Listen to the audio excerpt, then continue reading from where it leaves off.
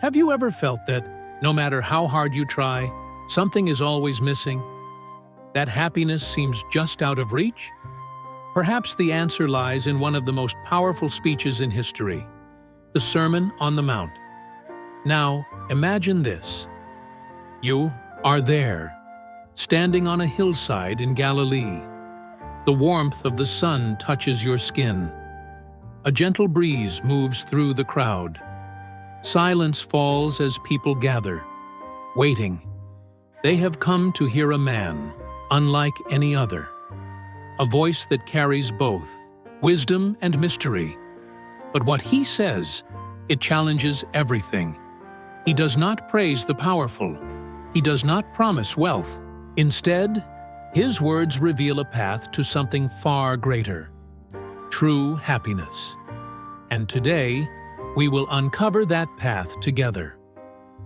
If this message resonates with you, take a moment to like this video. Subscribe to continue this journey, and turn on notifications, because some voices are too important to miss. Let's begin. It was a day like any other in Galilee, but something in the air felt different. The scent of damp earth, the melody of birdsong, a breeze that seemed to whisper, "Today will be special." And there he was, Jesus, seated on the hillside, surrounded by ordinary people. Fishermen, farmers, mothers cradling their children. Even a few skeptics, curious to see what all the talk was about. And then he spoke. A hush fell over the crowd. It wasn't just what he said, but how he said it. His words carried a weight, an authority that came from somewhere beyond this world. And the first thing he said was, "Blessed are the poor in spirit, for theirs is the kingdom of heaven." The poor in spirit. That sounds strange, doesn't it? In a world that teaches us to be the best, to show strength, Jesus begins by saying that true happiness starts with humility, with the realization that we are not self-sufficient, that we need something greater. Have you ever felt small in the face of something overwhelming? That's exactly where Jesus says we find God. At work, instead of trying to prove you know everything, ask for help or admit when you don't. This simple act can open doors to deeper learning and stronger connections. And then, he continued, "Blessed are those who mourn, for they will be comforted." Mourn? Really? In a world that tells us to be strong, to hide our pain, Jesus says that sorrow is not a weakness. It is part of being human. He understands that life hurts, that there are moments when we feel lost, alone, unsure of where to go. But he makes a promise. There is comfort, a warmth that reaches the soul, even in the midst of suffering. Have you ever felt it? That moment when, even in tears, you realize you are not alone. When a friend or colleague is struggling, offer emotional support without judgment. Sometimes, listening is far more powerful than giving advice. Then he said, "Blessed are the meek, for they will inherit the earth." The meek? In a world that rewards those who speak the loudest, who impose their will, Jesus speaks of gentleness. But make no mistake, meekness is not weakness. It is self-control. It is knowing when to speak and when to stay silent. It is like that friend who, though fully capable of striking back, chooses instead to understand. Have you ever met someone like that? Someone who, even in conflict, stays calm and changes the atmosphere? That, Jesus says, is the right path. When a friend or colleague is struggling, offer emotional support without judgment. Sometimes, listening is far more powerful than giving advice. And then comes one of the most powerful statements. "Blessed are those who hunger and thirst for righteousness, for they will be filled." Hunger and thirst for righteousness. It makes me think of those moments when we witness injustice and feel a fire burning inside, a deep urge to act, to change, to make things right. Jesus tells us that this hunger is sacred, that we should not suppress it but nurture it, because in the end, He promises, justice will come. And that is a relief, isn't it? To know that even when everything seems to fall apart, there is a greater purpose.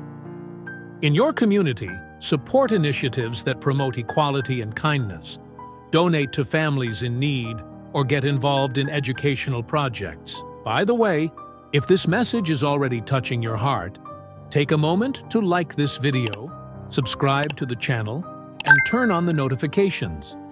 That way, you won't miss content that could transform your life and the lives of others. Then, He says, "Blessed are the merciful, for they will be shown mercy." Mercy. It sounds like a heavy word, but in truth, it's simple. It's about forgiveness, about giving second chances, about looking at someone who has made mistakes and thinking, "I have made mistakes too." Have you ever needed mercy? Because Jesus tells us that when we show mercy to others, we will receive it in return. And that is liberating, isn't it?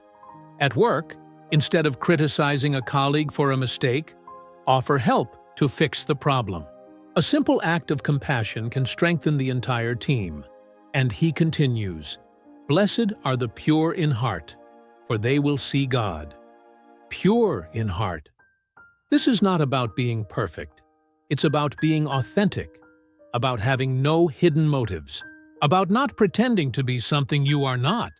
It's about that person who, even in the middle of chaos, keeps their heart untainted. Have you ever met someone like that? Someone who, even when surrounded by doubt, continues to trust? Jesus tells us that this person is closer to God than they may realize. When faced with difficult situations, like conflicts or ethical decisions, ask yourself, what is the most honest and true choice? And then comes one of the most challenging ones. Blessed are the peacemakers, for they will be called children of God. Peacemakers. In a world filled with conflict, Jesus speaks of peace, but not just any peace. A peace that requires courage. A peace that means facing problems head-on and seeking reconciliation. It's about that person who, even in the middle of a fight, tries to unite, not divide. Have you ever tried to be a peacemaker? It's not easy, is it? But Jesus says it's worth it. During a family argument, suggest taking a moment to cool down. Then, return to the conversation focused on solutions, not blame. And finally, He says, "Blessed are those who are persecuted for righteousness' sake, for theirs is the kingdom of heaven." Persecuted. That sounds unsettling, doesn't it? But Jesus is telling us that when we choose the right path, not everyone will understand. There may be criticism, judgment, even persecution.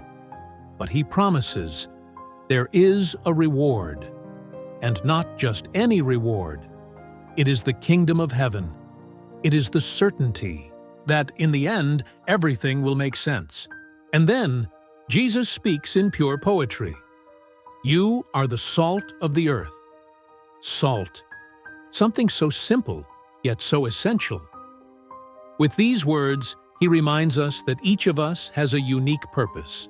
That even when we feel small, invisible, or insignificant, we matter. And then, He says, you are the light of the world. Light.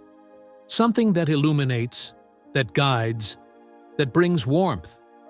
He is telling us that our lives can be a beacon for those who are lost. Have you ever thought about that? That your life, despite its struggles, might be the light someone desperately needs?